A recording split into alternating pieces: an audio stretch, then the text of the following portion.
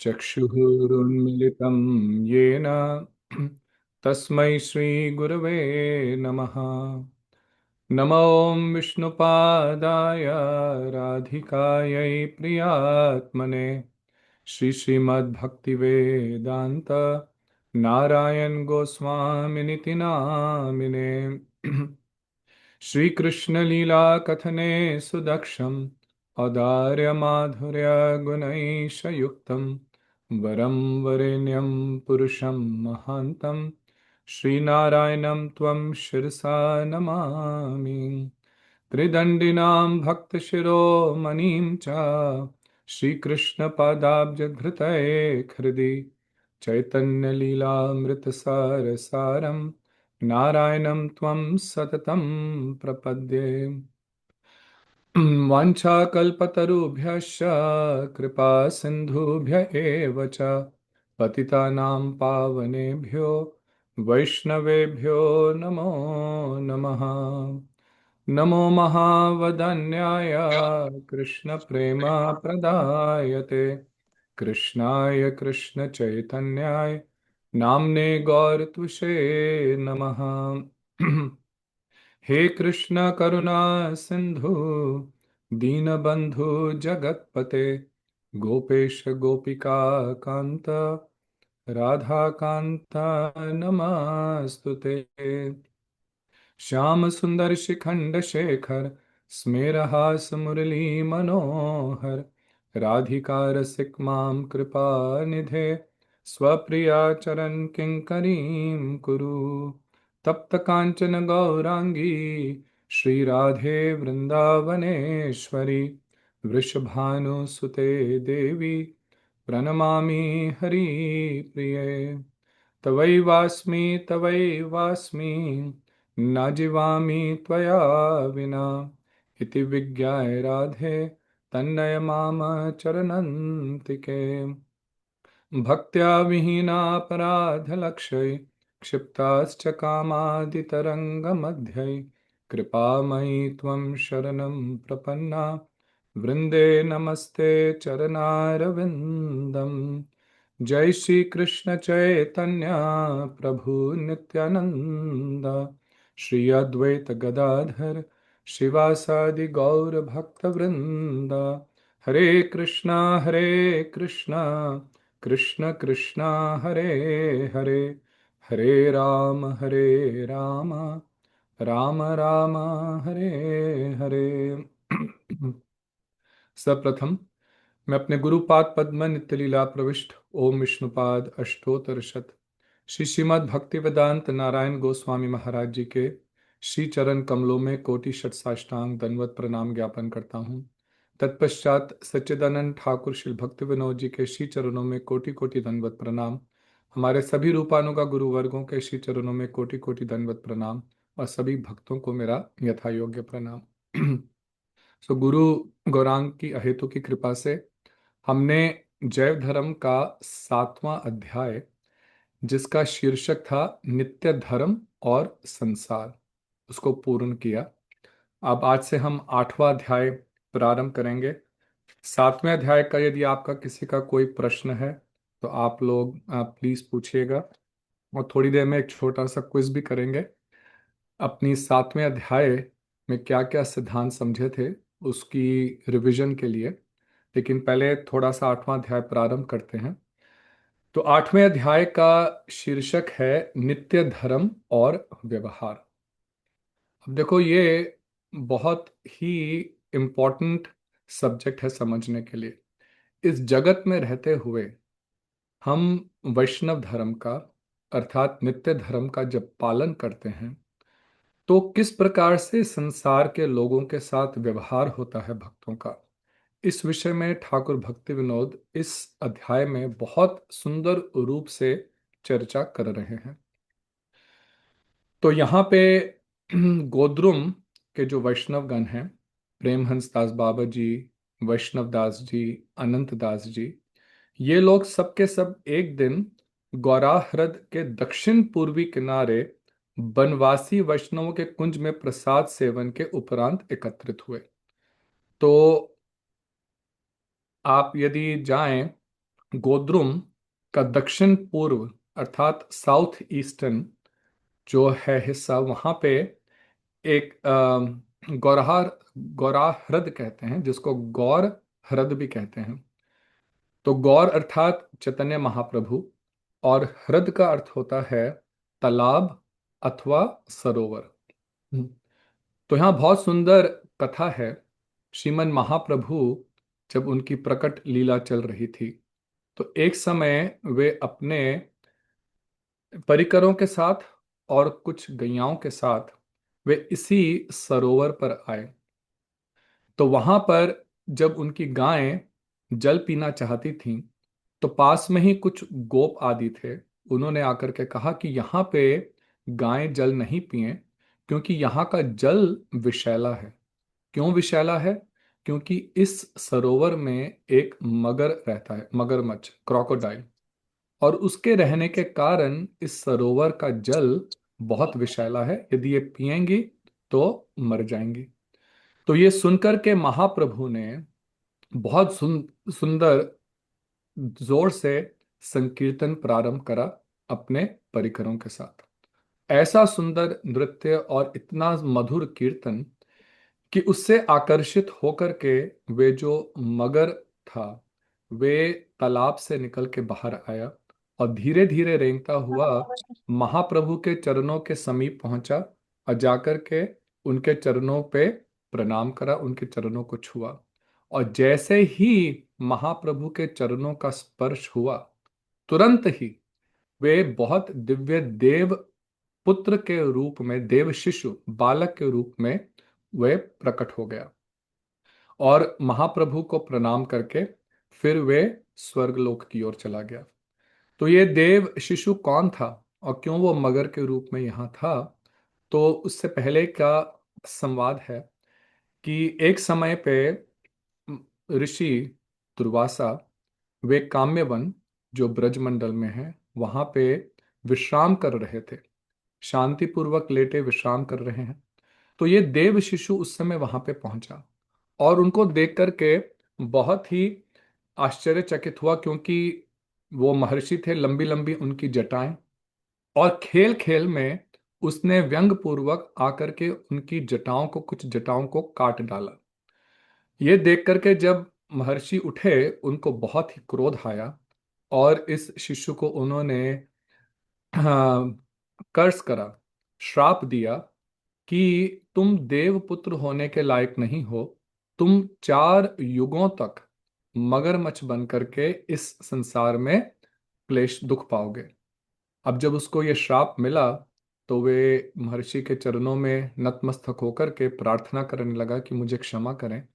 तो फिर दया पूर्वक उन्होंने कहा कि जब कलयुग में महाप्रभु इस जगत में आएंगे, मायापुर में आएंगे, तब तुम्हारे श्राप से तुम्हें मुक्ति प्राप्त होगी। तो इसलिए जिस प्रकार से कालिया ब्रज में, कालिया दह में रहता था, उसके कारण जल विषैला था, तो उसी प्रकार से यहाँ पे ये जो गौरहर्द है, उसको भी कालिया दह सदृश माना जाता है। तो यहाँ पे ये महाप्रभु की बहुत सुंदर लीला हुई, इसलिए इसको महाप्रभु का सरोवर अर्थात गौराहृद कहा जाता है।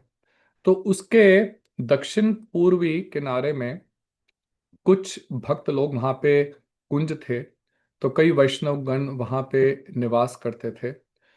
तो वहां पे सब लोग गोद्रुम से भी वैष्णव गण आए और वहां आकर के प्रसाद सेवन करा, और उसके उपरांत वे सब एकत्रित होकर के बैठ गए।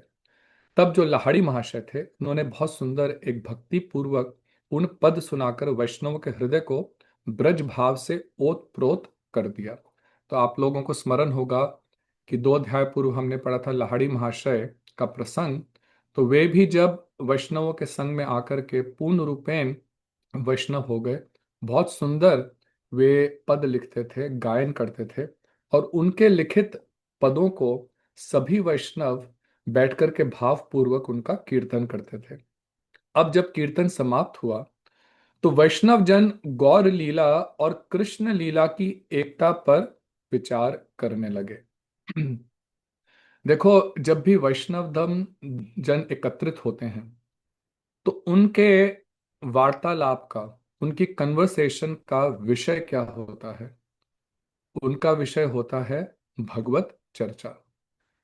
जब संसारिक लोग एकत्रित होते हैं तो केवल संसार की ही बात करते हैं। अभी पॉलिटिक्स में क्या चल रहा है, हमारी फैमिली में क्या चल रहा है, स्टॉक मार्केट पे क्या चल रहा है, यही विषय होते हैं ना। लेकिन भक्त का लक्षण क्या है कि वे जब दूसरे भक्तों के साथ एकत्रित होकर के बैठते हैं तो केवल कृष्ण चर्चा, गौर चर्चा ही करते हैं। श्रीमद् भगवत गीता में, चतुर्श्लोकी भगवत गीता में श्री कृष्ण कहते हैं, मत चित्त गत प्राणः, क्या वो श्लोक है, मत चित्तः मत गत प्राणः बोधयंत परस्परम कथयंतश्च माम नित्यम तुष्यन्ति च रमन्ति च। मत चित्तः मत गत प्राणः, जिनका चित्त मेरे में लगा हुआ है, जो पूर्ण रूपेण से मेरे को समर्पित हैं। मतगत प्राण बोधयंत परस्परम, परस्परम अर्थात जब वो लोग मिलकर के बैठते हैं तो क्या करते हैं, कथयंतश्च माम नित्यम, नित्य मेरी ही कथा का श्रवण और कीर्तन करते हैं। तुष्यंति च रमन्ति च, इससे उनको बहुत संतोष, आनंद की प्राप्ति होती है। तो यही भक्तों का कार्य है।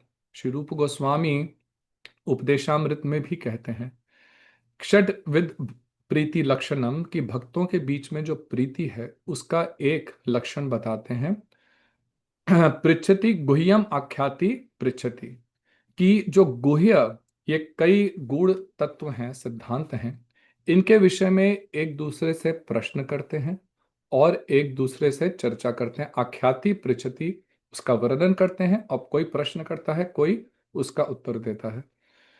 तो यही भक्तों का नियम होना चाहिए। देखो, हम लोग जब मिलें तो संसारिक और कोई बात की जगह ग्राम्य कथा ना करके हम लोगों को शास्त्रों को लेकर के और जो अभी कथा में सुना है उस विषय में आपस में विचार करना चाहिए। तो यहाँ पे वे लोग गौर लीला और कृष्ण लीला की एकता पर विचार कर रहे हैं। तो प्रसंग है तो उस विषय में थोड़ा सारांश में मैं वर्णन करता हूं कि महाप्रभु और कृष्ण लीला, दोनों लीलाएं क्या हैं, यहां कह रहे हैं वो एकता पर विचार कर रहे हैं कि एक ही हैं। इस विषय में जो लोग गौड़ीय वैष्णव नहीं हैं उनको कई बार इस विषय में संदेह होता है कि चैतन्य महाप्रभु और कृष्ण कैसे एक हैं। तो यहाँ पे ये वे चर्चा कर रहे हैं कि उनकी लीलाएं एकता, उसमें एकता है। कैसे एकता है, इसमें तीन विचार हैं। सबसे पहले तत्व की दृष्टि से यदि देखा जाए तो श्री कृष्ण चैतन्य राधा कृष्ण नाहे अन्य, जो चैतन्य महाप्रभु हैं वो कृष्ण ही हैं। कृष्ण के कई अवतार हैं, श्री राम हुए, नरसिंह हुए, वामन हुए, वराह अवतार, नाना प्रकार के लीला अवतार हैं, पुरुष अवतार हैं, युग अवतार हैं, कई प्रकार के अवतार हैं।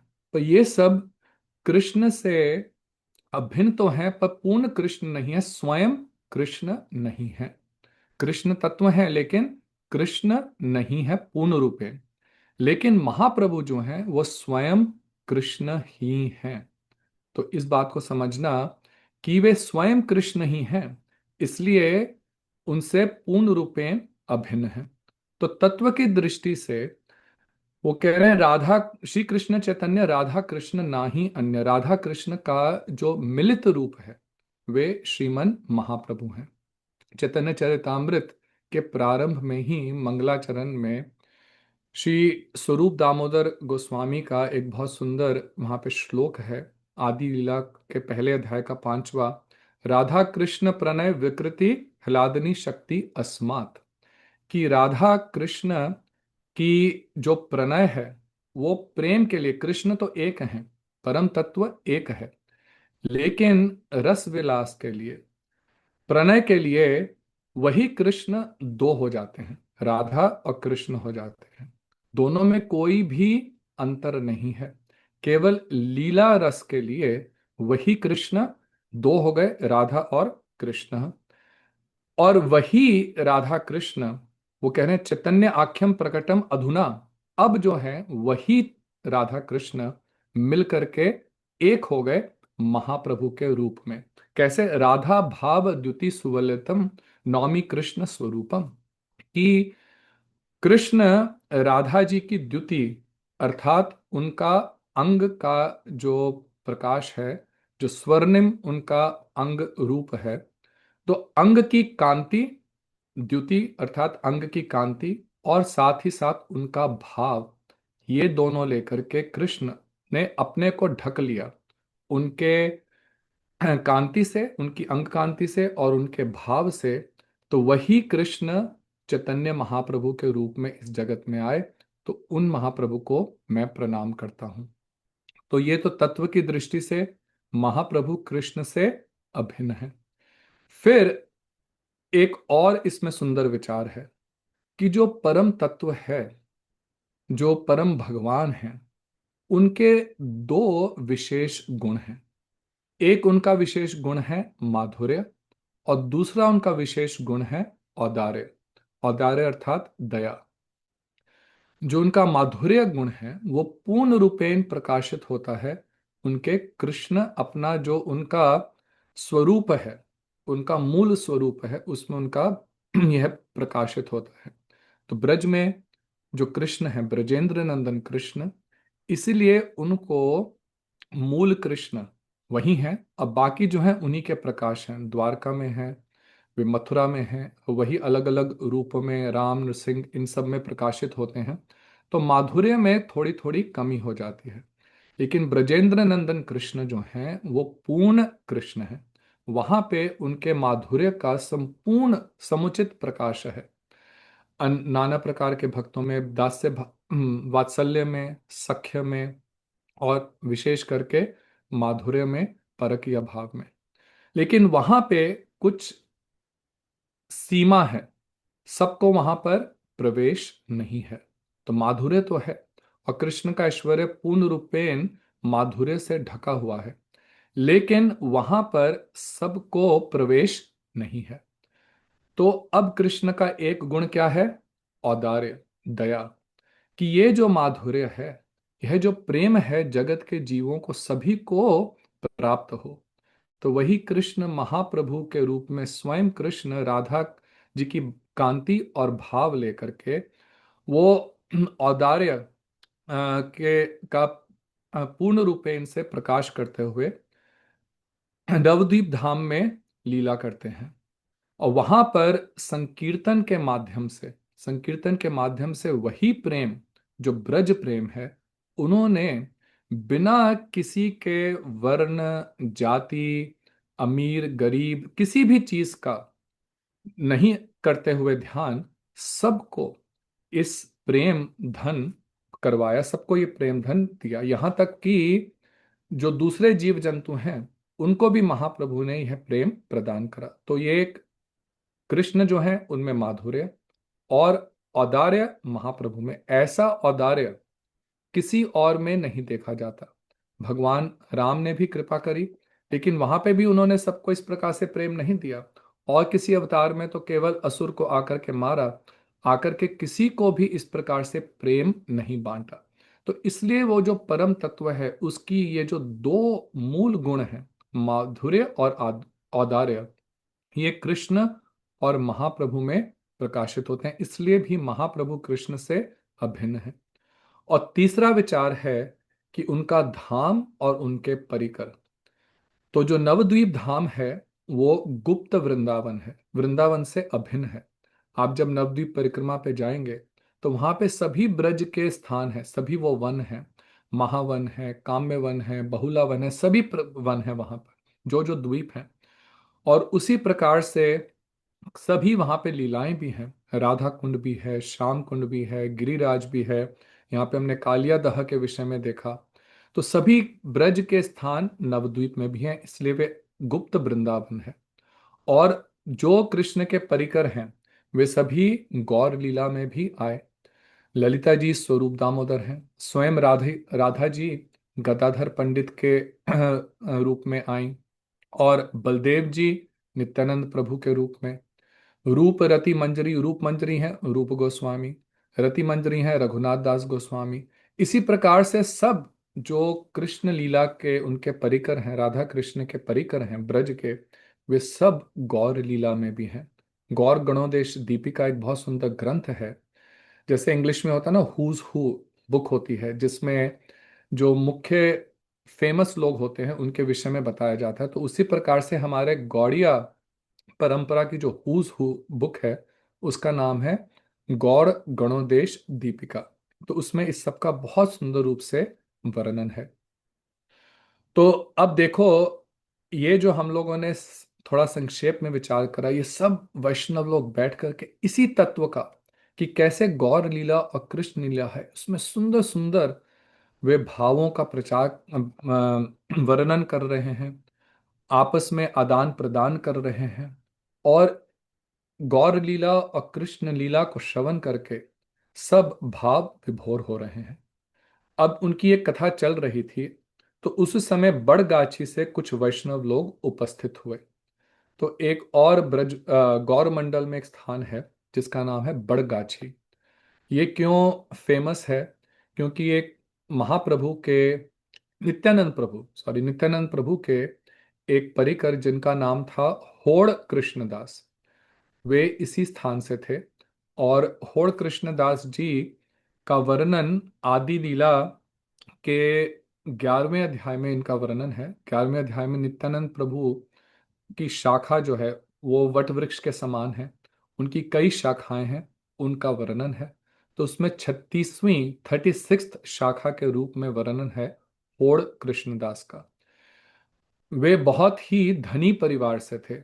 उनके पिता जो थे वहाँ के राजा थे, और ये पूर्ण रूपेण नित्यानंद प्रभु के प्रति समर्पित थे, पूर्ण रूपेण। और नित्यानंद प्रभु के सभी कार्यों में सब रूप से योगदान देते थे। जब नित्यानंद प्रभु का विवाह हुआ वसुधा जी और जहनवा जी के साथ, बड़गाची के पास ही एक और गांव है जिसका नाम है शालिग्राम। तो उस स्थान पर जब विवाह हुआ नित्यानंद प्रभु का, तो उसका सारा अरेंजमेंट, सारा खर्चा होड़ कृष्णदास जी ने करा। इसका भक्ति रत्नाकर एक ग्रंथ है, उसमें बहुत सुंदर वर्णन है। तो बड़गाछी भी नित्यानंद प्रभु की लीला स्थली है। तो वहां भी कई गौड़ीय वैष्णव, तो वे लोग भी इसी स्थान पर उपस्थित हुए। और सबसे पहले आकर के उन्होंने वैष्णवों को साष्टांग प्रणाम करा, और वैष्णवों ने आगंतुकों को यथोचित सम्मान किया। तो कैसे भक्तों का एक दूसरे से आदान प्रदान है, जब एक दूसरे से मिलते हैं तो हम लोग भी पहले प्रणाम करते हैं, वांछा कल्पतरुभ्यश्च कृपा सिंधुभ्यैव च पतितानां पावनेभ्यो वैष्णवेभ्यो नमो नमः। एक दूसरे को प्रणाम देना, आदर से स्थान देना, और उनसे जल देना, कुछ आकर के उनको फल आदि समर्पण करना। तो इस प्रकार से जब वैष्णव आपस में मिलते हैं, तो इस प्रकार से उनका प्रीति विधान होता है। तो उनका यथोचित सम्मान किया। उस कुंज में एक बहुत ही पुराना वट वृक्ष था, और उस वट वृक्ष के नीचे एक चबूतरा बना हुआ था। इस वट वृक्ष का नाम था निताई वट, क्योंकि नित्यानंद प्रभु इसी वट वृक्ष के नीचे आकर के कई बार वे संकीर्तन करते थे, और उनको इस वट वृक्ष के नीचे बैठना बहुत ही पसंद था।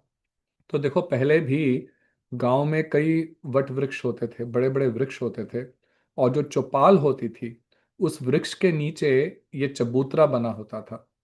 और चबूतरे पर बैठ करके संध्या के समय और प्रातः समय भी जो वहाँ के साधु संत होते थे वे बैठ करके कथा करते, और सभी गांव के लोग आकर के कथा श्रवण करते थे। तो ये हम लोगों का वैदिक कल्चर है। तो यहाँ पे नित्यानंद प्रभु भी उस वट वृक्ष के नीचे बैठना बहुत ही पसंद करते थे। तो उस वट वृक्ष का नाम था निताई वट। तो अब उस वट वृक्ष के नीचे साधुओं की बहुत अच्छी एक सभा जम गई। अब धीरे धीरे परस्पर हरि कथा होने लगी। अब साधु लोग बैठे हैं, वैष्णव हैं, तो हरि कथा ही करेंगे। यदि ग्राम में कथा करते हैं तो भैया अभी वैष्णवता नहीं है।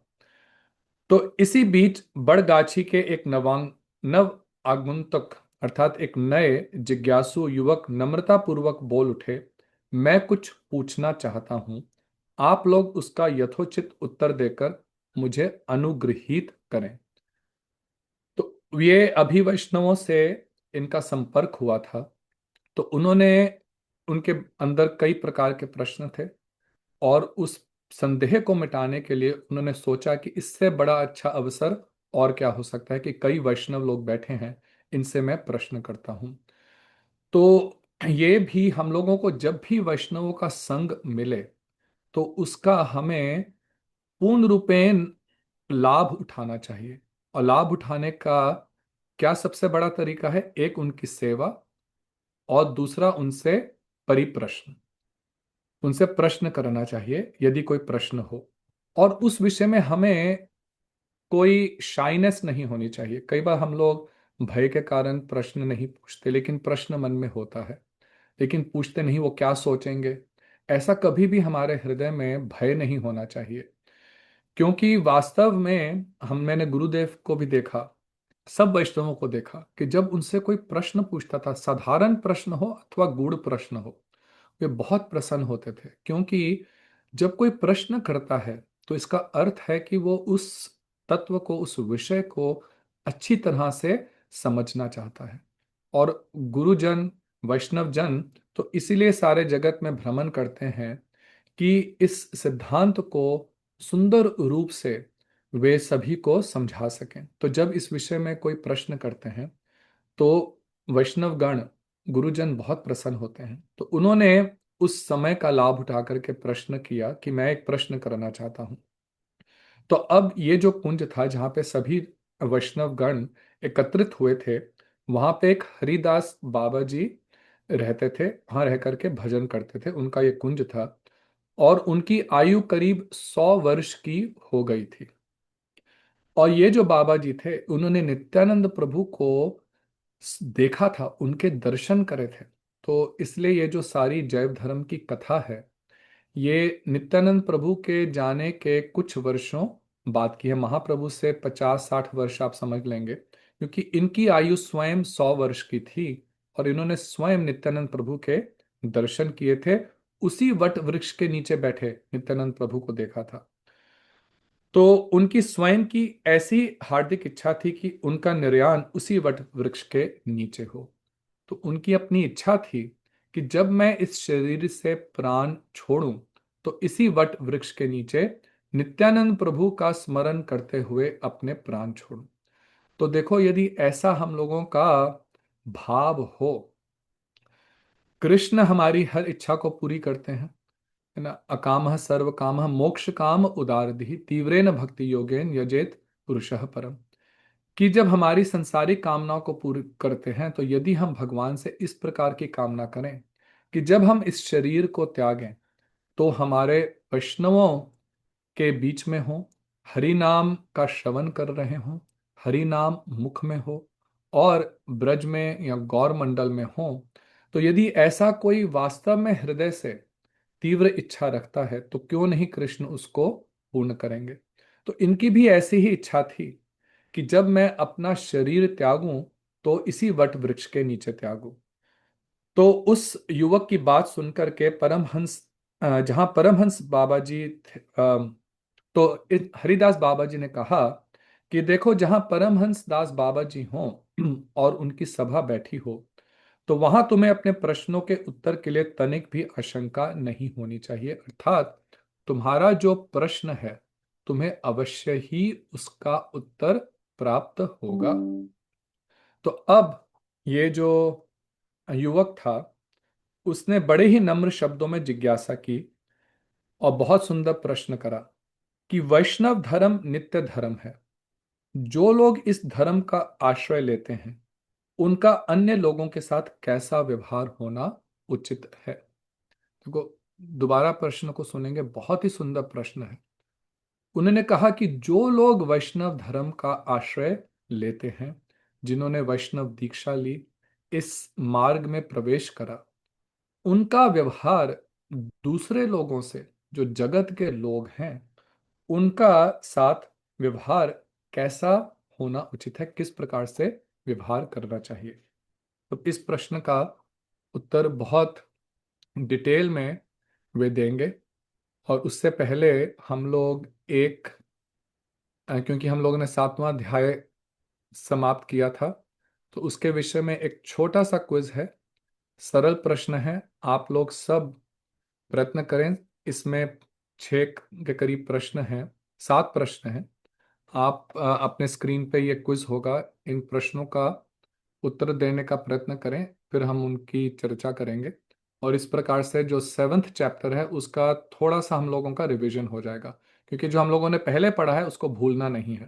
क्योंकि जो 8वें अध्याय में उसी के आधार पर हम लोग आगे चर्चा करेंगे। तो हम लोग 3-4 मिनट आप सब लोग लीजिए और इन प्रश्नों का उत्तर देने का प्रयत्न करें।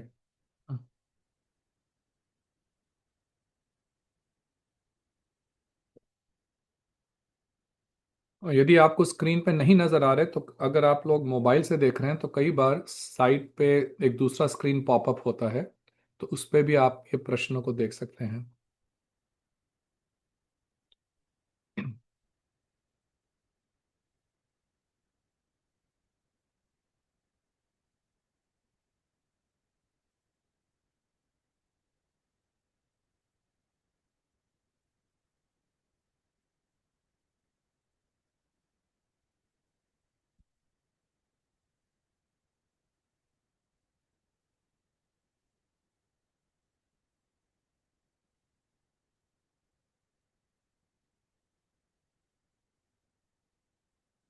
और कौन किस प्रश्न का उत्तर दे रहा है ये किसी को पता नहीं चलेगा।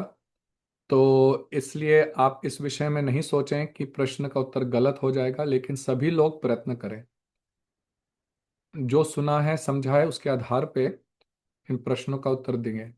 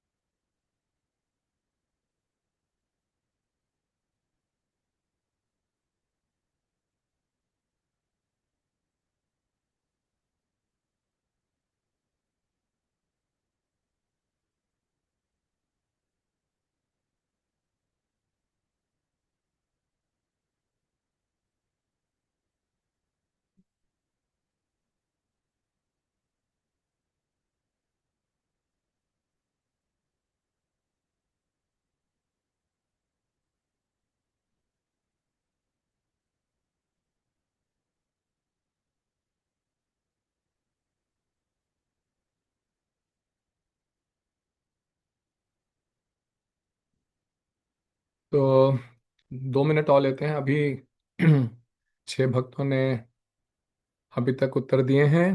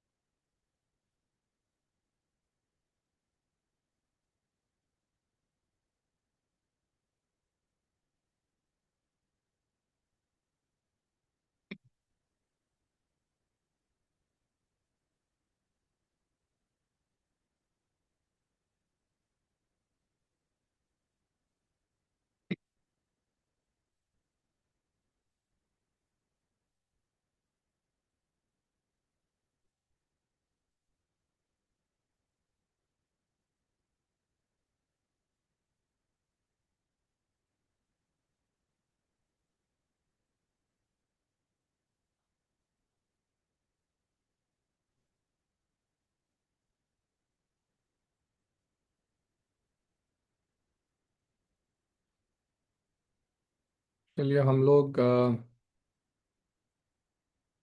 यहीं पे समाप्त करते हैं। आप में से कुछ ने उत्तर दिया है। अब देखते हैं इन प्रश्नों का सही उत्तर क्या है।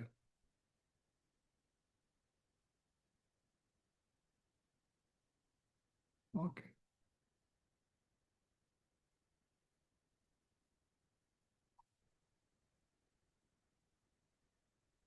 अम्म, तो पहला प्रश्न था, ये कुछ इसमें प्रॉब्लम आ रही है, लेकिन पहला प्रश्न था कि चंडीदास और दमयंती किस स्थान के निवासी थे।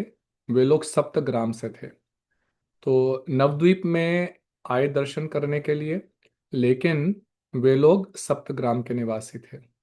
मैं और मेरा का भाव क्या मुक्त अवस्था में भी रहता है? ये बहुत ही इंपॉर्टेंट प्रश्न है और इसका उत्तर है हाँ।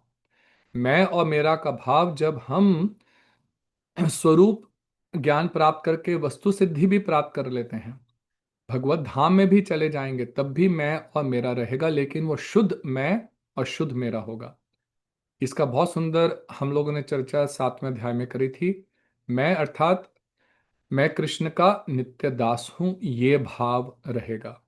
और मेरा अर्थात कृष्ण की सेवा ही मेरी है। कृष्ण के साथ जो सेवाएं हैं नाना प्रकार की, कृष्ण जो सो संबंध है उससे संबंधित जो वस्तुएं हैं, उसमें मेरा का भाव रहेगा।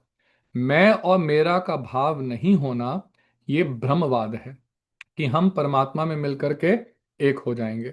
तो जो गौड़िया सिद्धांत है, जो सनातन सिद्धांत है कि जीव का स्वरूप कभी भी क्षय नहीं होता, वह भगवत धाम में प्राप्त करके अपनी जो उसका स्वरूप है उसको प्राप्त करके, जो उसकी स्वरूप सेवा है उस स्वरूप में जो कृष्ण की नित्य सेवा है उसको प्राप्त करता है। दूसरी बात, तीसरा प्रश्न है क्या माइक संसार मिथ्या है? ये भी बहुत इंपॉर्टेंट पॉइंट समझने वाला है और इसका उत्तर है नहीं। माइक संसार मिथ्या नहीं है। देखो आप लोग अब जैव धर्म पढ़ रहे हैं, ये जो कुछ सूक्ष्म विचार हैं इनको अच्छी तरह से समझें। जो ब्रह्मवादी हैं वे कहते हैं माइक संसार मिथ्या है, ये है ही नहीं। जैसे स्वप्न है, वो तो उसमें जो भी आपने देखा वो सब मिथ्या था। लेकिन जो सिद्धांत है, जो सही सिद्धांत है, वो यह है कि संसार मिथ्या नहीं है। क्यों मिथ्या नहीं है? क्योंकि ये भगवान की शक्ति, जो उनकी बहिरंगा शक्ति है, उससे जगत बना है। भगवान सत्य हैं, भगवान की सभी शक्तियां सत्य हैं, और उनसे निर्मित हर चीज भी सत्य है, अर्थात उसका अवस्थान है। परंतु संसार अनित्य है, मिथ्या नहीं है परंतु अनित्य है। उस अनित्य संसार को हम जो नित्य मानते हैं, वह भाव मिथ्या है। That understanding is false, but the world itself is not false. तो ये समझना बहुत जरूरी है। नेक्स्ट प्रश्न था कि निम्नलिखित में से कौन सी चेष्टाएं अनुपयुक्त नहीं है, अर्थात कौन सी चेष्टा ठीक अनुपयुक्त होता है जो ठीक नहीं है, और अनुपयुक्त अर्थात कौन सी चेष्टा अनुपयुक्त नहीं है। तो वैष्णव साधु संग, कर्म कांड जो है वो अनुपयुक्त है, उससे भगवत प्राप्ति नहीं होगी। अष्टांग योग अनुपयुक्त है, उससे भगवत प्राप्ति नहीं होगी। निर्विशेष ब्रह्म उपासना, उससे भी भगवत प्राप्ति नहीं होगी। केवल वैष्णव साधुओं के संग से ही भगवत प्राप्ति होगी। तो ये चेष्टा करना उपयुक्त है, अर्थात this is a proper effort. तो वहां पे आप लोग अगर स्मरण करें 7वें अध्याय में उन्होंने उत्तर दिया था कि दो प्रकार की चेष्टाएं हैं, एक उपयुक्त चेष्टा और एक अनुपयुक्त चेष्टा। एप्रोप्रिएट एफर्ट और इन एप्रोप्रिएट एफर्ट। तो बाकी जो तीन हैं वो इनएप्रोप्रिएट हैं, क्योंकि जो हमारा ध्येय है, गोल, वो प्राप्त नहीं होगा। लेकिन जो वैष्णव का संग है, ये उपयुक्त चेष्टा है।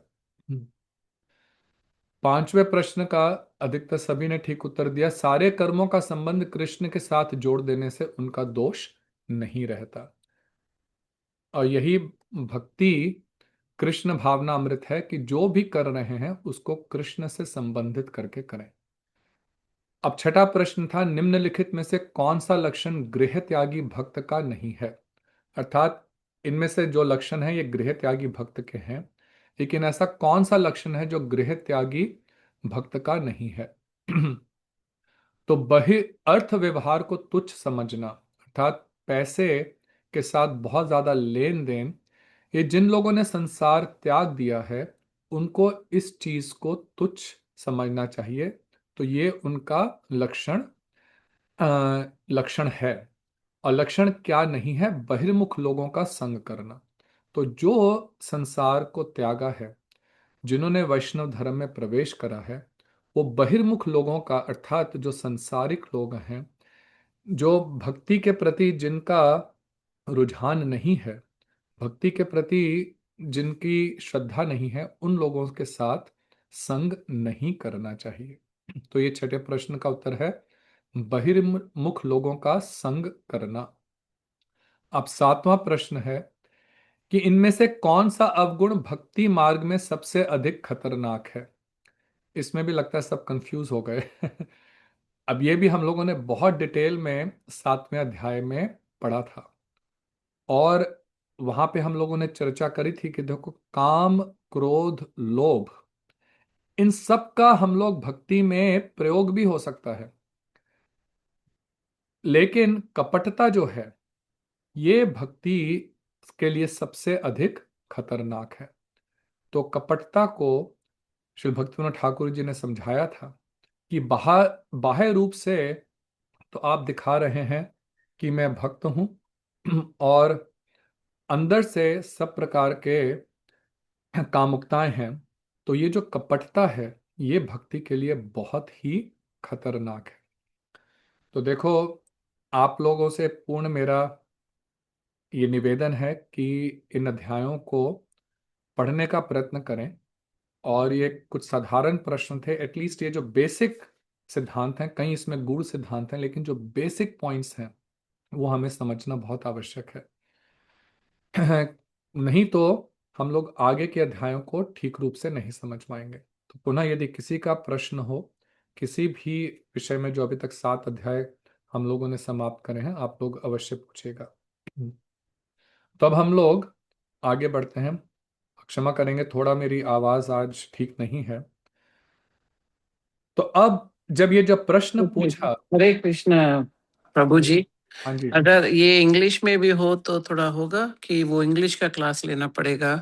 वो उसके लिए इंग्लिश की क्लास। अच्छा, हाँ कल जब इंग्लिश की क्लास होगी हाँ तो हाँ उसमें उसमें। यही प्रश्न इंग्लिश में होंगे, ओके, और अच्छा। इंग्लिश में सब कुछ डिस्कस करेंगे।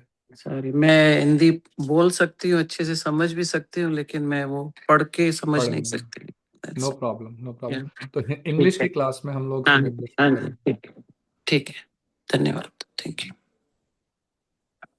तो वैष्णव दास जी ने कहा, हरिदास जी ने वैष्णव दास जी की ओर देख करके।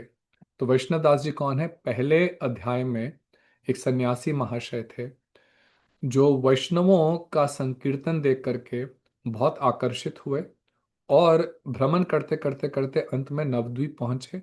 वहां परमहंस दास बाबा जी की शरण लेकर के उन्होंने भी वैष्णव दीक्षा ग्रहण करी, और उनका नाम हो गया वैष्णव दास। तो हरिदास जी कहते हैं कि वैष्णव दास जी, इस पूरे बंगाल में तुम्हारे समान विद्वान और श्रेष्ठ वैष्णव कोई भी नहीं है। क्यों? क्योंकि कह रहे हैं तुमने सरस्वती गोस्वामी का और परमहंस दास बाबा जी दोनों से शिक्षा प्राप्त करी है। तो ये सरस्वती गोस्वामी कौन है? जो उनके पूर्व संन्यास आश्रम के जो गुरु थे, उनका नाम था सच्चिदानंद सरस्वती। वे ब्रह्मवादी सन्यासी थे, और उनसे एक दंड सन्यास ग्रहण करा था सन्यासी महाशय ने। लेकिन बाद में जब वे परमहंस दास बाबा जी के शरण ली, तो फिर उनसे उन्होंने वैष्णव दीक्षा ग्रहण करी।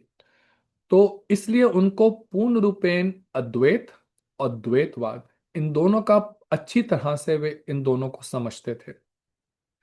तो कह रहे हैं कि तुम बड़े सौभाग्यशाली हो और महाप्रभु के कृपा पात्र हो, अतः तुम ही इस प्रश्न का उत्तर दो।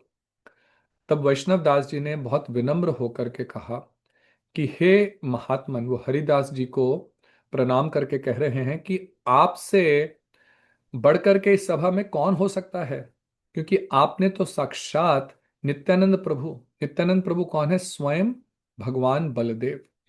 कौन है? अखंड गुरु तत्व हैं। उनके आपने साक्षात दर्शन करे हैं, और ना जाने कितने ही लोगों को शिक्षा देकर आपने उन्हें परमार्थ राज्य में प्रवेश करवाया है। तो आज तो हम लोगों का बहुत सौभाग्य होगा कि आपके श्री मुख से जो निहिसृत अर्थात निकली उपदेश वाणी है उसका हम लोग श्रवण करें, हम सब लोग कृतार्थ हो जाएंगे।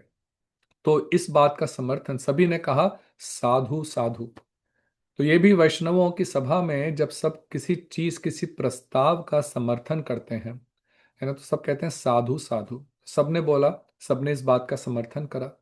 अब हरिदास बाबा जी 100 वर्ष के थे, लेकिन देखो ऐसे आज भी कुछ ऐसे वैष्णव हैं जिनकी आयु 95-100 वर्ष तक की है, लेकिन बहुत शक्ति है उनमें। यह कृष्ण नाम का, कृष्ण कथा में इतनी शक्ति है कि इतनी आयु होने पर भी वे सुंदर रूप से कथा कर सकते थे। तो हरिदास जी ने उनके अनुरोध को नहीं टाला और उस प्रश्न का उत्तर देने के लिए तैयार हुए। सबसे पहले उन्होंने अपने आराध्य नित्यानंद प्रभु का स्मरण करा, उनको दंडवत प्रणाम करा और फिर आरंभ करा। अब बहुत ही सुंदर इस प्रश्न का वे उत्तर दे रहे हैं। हम लोगों को कुछ क्लासेस लगेंगी इस पूरे अध्याय को पूर्ण करने के लिए, और धीरे धीरे इसको पढ़ेंगे, क्योंकि ये सब बहुत सुंदर सिद्धांत हैं, बहुत समझना हमारे भजन के लिए बहुत आवश्यक है। तो कहते हैं कि जगत में जितने जीव हैं उन सबको मैं कृष्णदास समझकर प्रणाम करता हूं। देखो वैष्णव किस प्रकार से वाणी का प्रयोग करते हैं, क्या उनके श्रीमुख से निकलता है, उससे निर्धारित हो जाता है कि वे स्वयं किस कोटि के वैष्णव हैं। तो बहुत दीनहीन होकर के हरिदास बाबा जी, जिनको नित्यानंद प्रभु के दर्शन प्राप्त हुए हैं, वे कह रहे हैं कि जगत में जितने जीव हैं, हम लोग अपने गुरुजनों को प्रणाम करते हैं, गुरु परंपरा को प्रणाम करते हैं, जो उपस्थित भक्तगण हैं उनको प्रणाम करते हैं। वे क्या कह रहे हैं कि जगत में जितने भी जीव हैं उन सबको मैं कृष्णदास समझता हूं और सभी जीवों को मैं प्रणाम करता हूं। ये किसका लक्षण है? उत्तम महाभागवत का। क्योंकि उत्तम महाभागवत जो हैं वे किसी को भी पतित देखते ही नहीं हैं, क्योंकि वे सबके अंदर परमात्मा का दर्शन कर रहे हैं, सबके स्वरूप का दर्शन कर रहे हैं। हम अपने स्वरूप को जाने नहीं जाने, लेकिन वो ये हमें कृष्ण दास के रूप में वे हमें देख रहे हैं, तो किसी को पतित देखते ही नहीं। तो ये उत्तम महाभागवत का लक्षण है।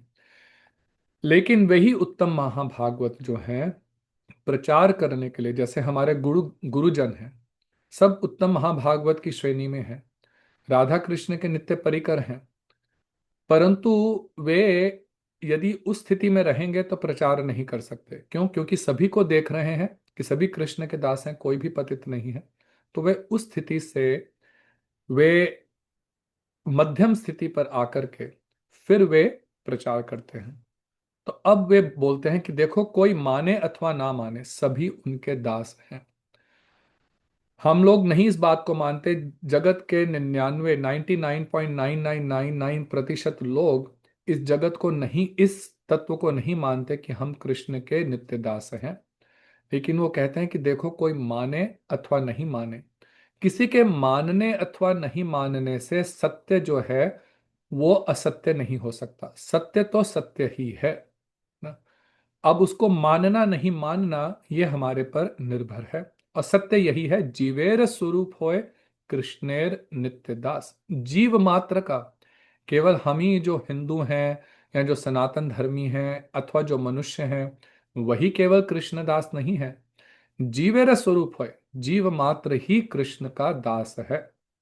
तो इसलिए कोई माने अथवा नहीं माने, सभी कृष्ण के नित्य दास हैं। यद्यपि निखिल जीव श्री कृष्ण के स्वतः सिद्ध दास हैं, तथापि जो अज्ञानवश या भ्रमवश अपने को कृष्ण दास नहीं मानते, वे एक श्रेणी के लोग हैं और जो उनकी दास्ता स्वीकार करते हैं वे दूसरे श्रेणी के हैं। तो अब उन्होंने दो भागों में सब जीवों को बांटा। उन्होंने कहा कि देखो, स्वतः सिद्ध ये भाव है, अर्थात जो हमने पहले अध्याय में जहां से जैव धर्म प्रारंभ हुई थी, कि जब जीव का गठन हुआ, जीव का गठन ही इस प्रकार से हुआ कि जीव कृष्ण का नित्य दास है, कृष्ण की सेवा करना ही उसका नित्य धर्म है। तो जब कोई ऑब्जेक्ट, जब कोई वस्तु निर्मित होती है, तभी उसका जो धर्म है, जो उसका स्वभाव है, उसका निर्णय कर दिया जाता है। इसका हम लोगों ने बहुत डिटेल में डिस्कशन करा था। और जल का उदाहरण लेकर, पानी तरलता उसका स्वभाव है, जब उसको फ्रीज कर दिया जाता है तो ठोस हो जाती है, सॉलिड हो जाती है, लेकिन वो उसका स्वतः सिद्ध स्वभाव नहीं है। तो कह रहे हैं कि कृष्ण, सभी जीव जो हैं वो कृष्ण के स्वतः सिद्ध दास हैं, लेकिन अज्ञानता के कारण, कृष्ण से बहिर्मुख होने के कारण वे इस भ्रम में पड़ गए हैं कि हम इस संसार के वासी हैं, और संसार में नाना प्रकार के संबंध बना करके वे इस संसार में सुख और दुख प्राप्त कर रहे हैं। लेकिन जो लोग इस बात को समझ गए हैं कि हम कृष्ण के नित्य दास हैं, वो एक कैटेगरी के हैं। और दूसरे कैटेगरी के लोग वे हैं जो इस विवेक जो उनका उत्पन्न नहीं हुआ है, इस यह ज्ञान अभी उत्पन्न नहीं हुआ है कि हम कृष्ण के दास हैं। तो अब देखो, उन्होंने ये नहीं कहा, जब उन्होंने इस कैटेगरीज को डिवाइड करा तो ये नहीं कहा कि वे कैटेगरी जिसको इस ज्ञान की अनुभूति हो गई है, रियलाइजेशन हो गई है, सिर्फ ज्ञान हुआ, तो उस कैटेगरी में जो भी वैष्णव भक्तगण हैं, जो एटलीस्ट थ्योरेटिकली इस बात को समझते हैं कि हम कृष्ण के नित्य दास हैं, परंतु अभी इसकी रियलाइजेशन नहीं है। तो इस बात को आप लोग ध्यान रखेंगे, क्योंकि आगे जाकर के वो जो इस प्रश्न का और विस्तृत रूप से उत्तर देंगे, उसमें यह समझना जरूरी है कि इस कैटेगरी में वह सभी भक्त लोग हैं जिनको अभी इस बात की रियलाइजेशन नहीं है। ज्ञान है कि हम कृष्ण के दास हैं, लेकिन इस बात की अभी अनुभूति नहीं है। और दूसरी कैटेगरी के वो सारे संसारिक लोग जो इस बात का ज्ञान भी नहीं है कि हम कृष्ण के नित्य दास हैं। तो कह रहे हैं इस प्रकार से जगत में दो प्रकार के लोग हुए। एक जो बहिर्मुख हैं, जो अर्थात संसार की ओर देखते हैं, कृष्ण से बहिर्मुख हैं, संसार की वस्तुओं को पाना, उनको भोग करना, उनको अर्जन करना, उनको संकलित करना, इन सब चीजों में ही उनका सारा जीवन निकलता है। यही उनके जीवन का एकमात्र ध्येय अर्थात पर्पस है।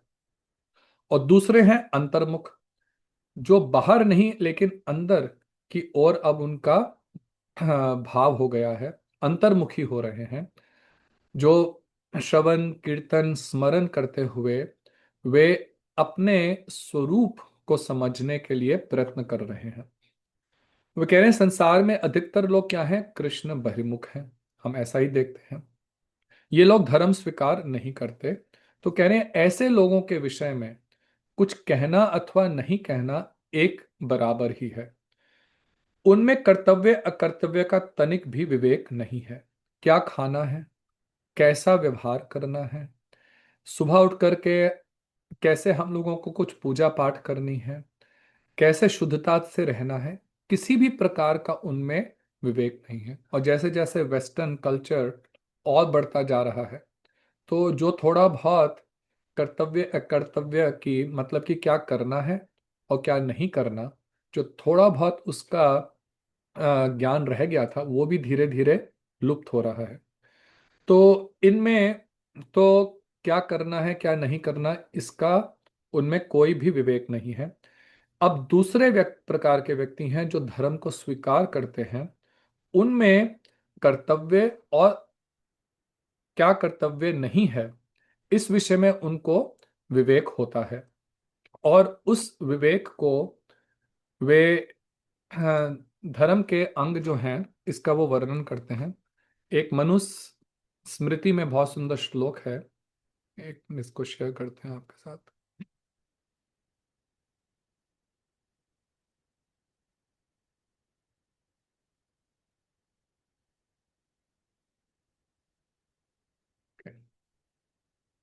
तो ये श्लोक है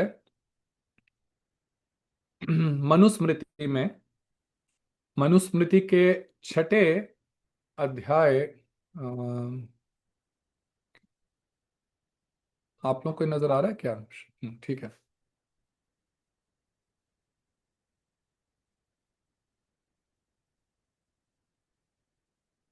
ये छठे अध्याय का 52वां श्लोक है। और इसका ये धृति ही क्षमः दमः अस्तेयम शौचम इंद्रिय निग्रह धीहि विद्या सत्यम अक्रोधः दशकम धर्म लक्षणम। तो साधारण रूप से धर्म के क्या लक्षण हैं, ये 10 लक्षण यहाँ पे बता रहे हैं। धृति, धृति का अर्थ होता है संतोष, धैर्य।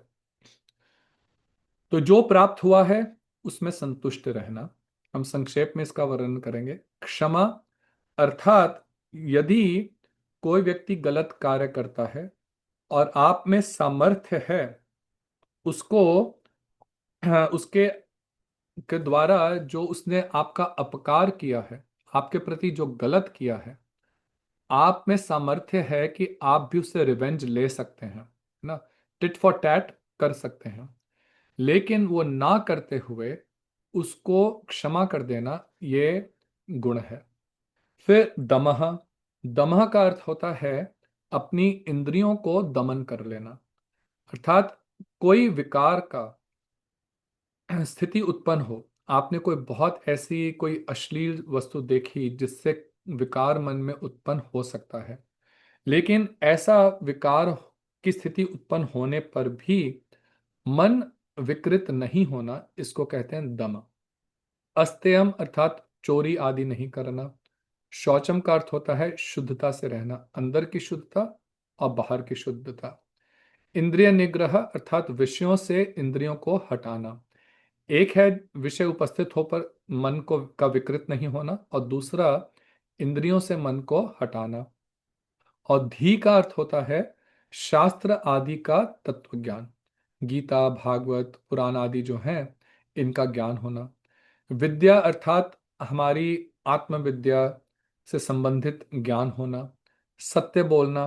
क्रोध, अक्रोध का अर्थ होता है कि क्रोध का कारण उपस्थित होने पर भी, है ना, क्रोध के कई कारण होते हैं, क्रोध का कारण उपस्थित होने पर भी क्रुद्ध नहीं होना। तो कह रहे हैं कि ये जो 10 हैं ये धर्म के लक्षण हैं। इनमें से 6 उन्होंने बताए। धृति अर्थात धैर्य, दम अर्थात किसी विषय के सामने उपस्थित होने पर विकार का विषय उपस्थित होने पर भी मन का विकृत नहीं होना, ये दूसरा। शौच अर्थात शुद्धता, इंद्रियों का निग्रह करना। धी अर्थात शास्त्रों का ज्ञान। और विद्या, ये जो 6 हैं ये उन्होंने कहा ये अपने प्रति कर्तव्य हैं, ये अपने से संबंधित हैं। और दूसरे जो 4 हैं, क्षमा करना, चोरी नहीं करना, सत्य बोलना और क्रोध नहीं करना, ये हमारे कर्तव्य दूसरों के प्रति हैं। अब देखो ये 10 लक्षण भी जो हैं ये साधारण नहीं है। हम अपने ही अंदर झांक करके देखें, अपने ही व्यवहार में देखें, तो कितने इनमें से लक्षण हमारे में होंगे? बहुत थोड़ी मात्रा में सब ये लक्षण होंगे। कह रहे हैं लेकिन ये भी जो लक्षण हैं, 10 प्रकार के लक्षण हैं, ये साधारण लोगों के लिए हैं, क्योंकि इन लक्षणों में हरि भजन का स्पष्ट रूप से निर्देश नहीं है। ये बात समझने वाली है कि आप सत्यवादी भी हैं, लेकिन यदि भक्ति नहीं कर रहे, भक्ति मार्ग में नहीं है, तो उस सत्यवादिता का भी अंततः कोई लाभ नहीं है। गुरुदेव महाराज हरिश्चंद्र का उदाहरण देते थे। आप सबको महाराज हरिश्चंद्र की कथा पढ़ी है, आपने सुनी होगी कि स्वप्न में उन्होंने दान दिया ऋषि को, और उसके लिए उन्होंने अपना सारा राज्य दे दिया, यहां तक कि अपनी पत्नी और पुत्र को भी बेचा। तो आपने सब ये कथा पूरी सुनी होगी। लेकिन इतनी सत्यवादिता के बाद भी उनको अंततः अधिक से अधिक क्या मिल जाता? स्वर्ग की प्राप्ति हो जाती। कर्म बंधन से, जगत के संसार, कर्म मरण, जन्म मरण के बंधन से मुक्ति प्राप्त नहीं होती, कृष्ण प्रेम की प्राप्ति नहीं होती। तो जितने ये 10 लक्षण उन्होंने बताए कि दम है, ज्ञान है, और वो वे ज्ञान जो कृष्ण भक्ति से संबंधित नहीं है। लोग गीता भी पढ़ते हैं, लेकिन गीता पढ़ने के बाद भी कृष्ण परम भगवान है इस बात को निर्धारित नहीं कर पाते। तभी श्रील ऐसी भक्तिवेदांत स्वामी प्रभुपाद जी ने जब भगवत गीता का अनुवाद किया तो उन्होंने कहा Bhagavad Gita as it is, Bhagavad Gita यथारूप। क्योंकि 1100 से अधिक भगवत गीता की जो ट्रांसलेशंस हैं, उनमें से 99% जो हैं, उनमें कृष्ण को वो भगवान भी नहीं मान रहे, जबकि कृष्ण स्वयं गीता में एक नहीं कई स्थानों पर कह रहे हैं कि मैं परम भगवान हूं। तो ऐसे शास्त्रों का ज्ञान भी जो है, जो भक्ति संबंधित नहीं है, वो अंततः, अगर आप देखें, पिछली बार भी हमने पिछले अध्याय में भी चर्चा करी थी कि जो हमारा गोल है, जो हमारा ध्येय है, वो तो प्राप्त नहीं हुआ। तो आपने परिश्रम तो बहुत करा, ये सब 10 गुण भी आप में आ गए, लेकिन जब कृष्ण के प्रति आपके हृदय में प्रेम नहीं आया, तो अंततः श्रम एव ही केवलम, ये केवल श्रम ही है, परिश्रम है, उसका कोई लाभ नहीं है। तो कह रहे हैं कि पहला तो है कि इन लक्षणों में हरि भजन का स्पष्ट निर्देश नहीं पाया जाता। दूसरी बात यह है कि यह भी निश्चय पूर्वक नहीं कहा जा सकता कि इन 10 लक्षणात्मक धर्म का पालन करने से मानव जीवन संपूर्ण रूप से कल्याणमय हो जाएगा। तो कह रहे हैं कि यदि हम कोई कहे भी कि देखो, चलो भक्ति नहीं मिली, लेकिन हमारे को कोई और किसी प्रकार का तो कल्याण हो सकता है। तो कह रहे हैं कि इस विषय में भी हम लोग कॉन्फिडेंटली नहीं कह सकते कि यदि ये सब लक्षण हों भी, तो भी किसी का जीवन कल्याणमय हो जाएगा। तो इसके लिए वो ऐसा क्यों कह रहे हैं? एक शास्त्र है जिसका नाम है विष्णु धर्मोत्तर, और उस शास्त्र में ये एक श्लोक आता है, जीवितम विष्णु भक्तस्य वरम पंच दिनानि अपि ना तो कल्प सहस्त्रे तुह भक्ति ही नस्य केशवे। वो कह रहे हैं जीवितुम जीवितम विष्णु भक्तस्य वरम पंच दिनानी अपि, पंच दिनानी का अर्थ होता है 5 दिन। कह रहे हैं भगवान विष्णु का भक्त यदि 5 दिन के लिए भी इस जगत में रह जाता है, 5 दिन की ही उसकी केवल आयु हो, यदि वास्तव में वो भगवान का भक्त है, तो उससे बहुत श्रेष्ठ है ना तो कल्प सहस्त्र ही तू भक्ति हीन से। लेकिन केशव अर्थात कृष्ण के प्रति भक्ति से जो हीन है, वो यदि कल्पों तक भी, सहस्त्र कल्प तक भी इस जगत में रहता है, तो उसका कोई भी लाभ नहीं है। क्योंकि इतनी लंबी आयु प्राप्त करके भी वो रहा तो इसी संसार के क्लेशों में ही बद रहेगा। लेकिन जो विष्णु भक्त है, वो 5 दिन में भी भगवत प्राप्ति करके जन्म मरण के चक्र से मुक्त हो जाएगा। तो इसलिए वो कह रहे हैं कृष्ण भक्ति से रहित मनुष्य कहलाने का अधिकारी नहीं है। तो ये पहले अध्याय में भी उन्होंने इस विषय की चर्चा करी थी कि जो भगवान के भक्त नहीं हैं, कृष्ण भक्त नहीं है, शास्त्र की दृष्टि से वो मनुष्य कहलाने भी योग्य नहीं है। देखो, हम ये बात बाहर यदि बात कहेंगे ना, तो किसी को पसंद नहीं आएगी, लेकिन सत्य कहना भी हम लोगों का रिस्पॉन्सिबिलिटी है। और हम जो कह रहे हैं वो तो शास्त्रों में ही लिखा है। ये शास्त्र, ये श्रीमद् भागवतम के दूसरे स्कंध के तीसरे अध्याय में ये श्लोक आता है, श्वविड वरहा उष्ट्रः खरहि संस्तुतः पुरुषः पशुः नायत कर्ण पथौ उपेतो जातु नाम गदाग्रजः। वो कह रहे हैं कि जिनके कानों में भगवान का नाम कभी प्रवेश नहीं किया हो, जिसने कभी कृष्ण नाम नहीं सुना, कभी कृष्ण कथा नहीं सुनी।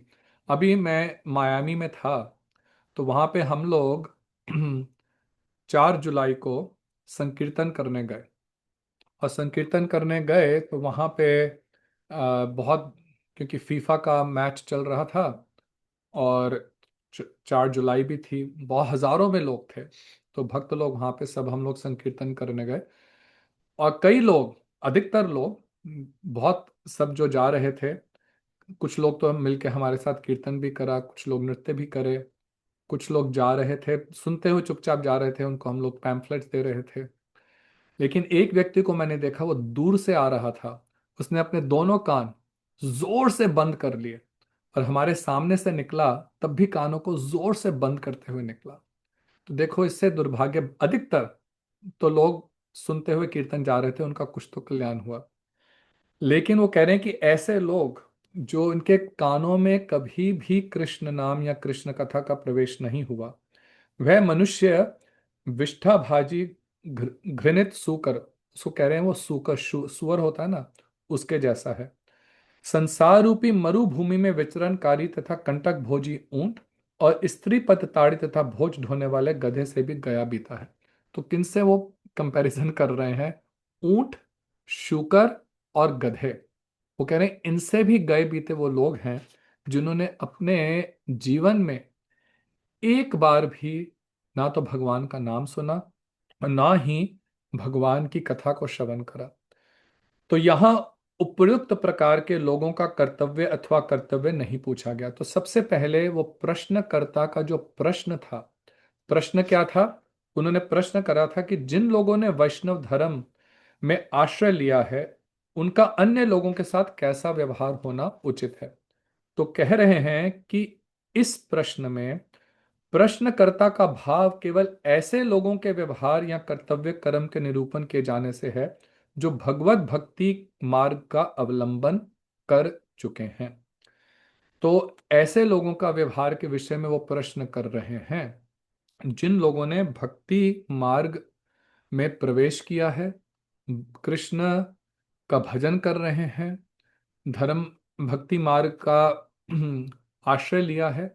लेकिन ऐसे लोग जो कर्तव्य अकर्तव्य विमूढ़ हैं, क्या कर्तव्य है क्या अकर्तव्य है इस विषय में पूर्ण रूपेण से अज्ञानी है, इस विषय में प्रश्नकर्ता का प्रश्न नहीं है। तो इस बात को समझेंगे, क्योंकि इस बात को क्लैरिफाई करने के बाद, इस पॉइंट को क्लैरिफाई करने के बाद, अब वो बताएंगे कि वे लोग जिन्होंने कृष्ण धर्म का, कृष्ण भक्ति का आश्रय लिया है, उनका व्यवहार कैसा होता है। इसका हम लोग अगली बार से इसकी चर्चा करेंगे। तो आज यहीं पे समाप्त करते हैं, विश्राम देते हैं। हरे कृष्णा, गौर प्रेमानंदे, हरि हरि बोल। यदि किसी भक्त का कोई भी प्रश्न है जो आज हम लोगों ने पढ़ा, या जो 7वें अध्याय से संबंधित जो प्रश्न करे, किसी का कोई प्रश्न है तो आप पूछिए, पूछ सकते हैं।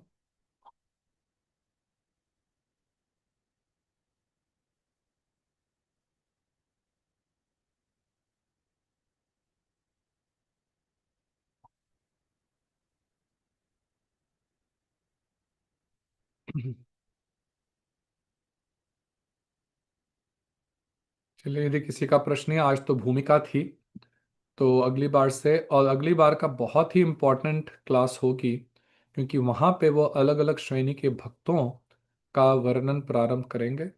और वो हम, विशेष करके हम लोग जो साधक हैं, हम लोगों के लिए समझना बहुत ही आवश्यक है।